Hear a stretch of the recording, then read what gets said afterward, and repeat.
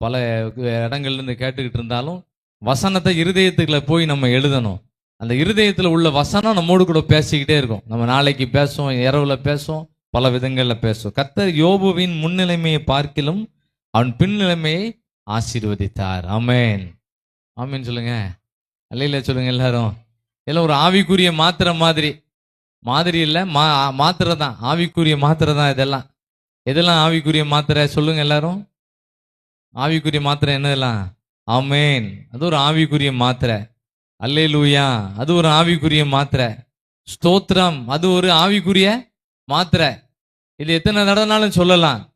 சொல்ல சொல்ல ஆண்டவர் நம்முடைய பின் நாட்களை நல்லா ஆசீர்வதிப்பார். கரங்களை தட்டி நன்றி சொல்லுங்க பார்ப்போம். ஆண்டவரே, என் முன் நாட்களை காட்டிலும் என்னுடைய பின்னால உள்ள நாட்கள் ஆசீர்வாதமா இருக்கட்டும். அப்படி ஒரு ஜெபம் பண்ணுங்க பார்ப்போம். எல்லாரும் கை தட்டுறதை விட ஒரு ஜெபம் பண்ணா நல்லா இருக்கும். ஒரு ஜெபம் பண்ணுவோமா எல்லாரும்? ஒரு கையை வைத்து ஜெபம் பண்ணுங்க. ஆண்டவரே, எங்களோட முன் நாட்களை காட்டிலும் எங்க பின்னால உள்ள நாட்கள் நல்லா இருக்கட்டும். ஆண்டவரே, ஆசீர்வாதமா இருக்கட்டும்.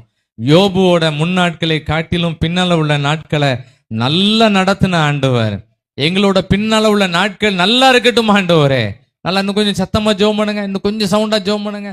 ஆண்டவரே, எங்களோட முன்னால உள்ள நாட்களை காட்டிலும், நாங்க முன்னால செஞ்ச ஊழியத்தை காட்டிலும், முன்னால செஞ்ச பிசினஸை காட்டிலும் எங்க பின்னால உள்ள நாட்கள் ஒரு ஆசீர்வாதமா இருக்கட்டும். ஆண்டவரே, அது ஒரு அற்புதமா இருக்கட்டும். ஆண்டவரே, ஸ்தோத்திரம்.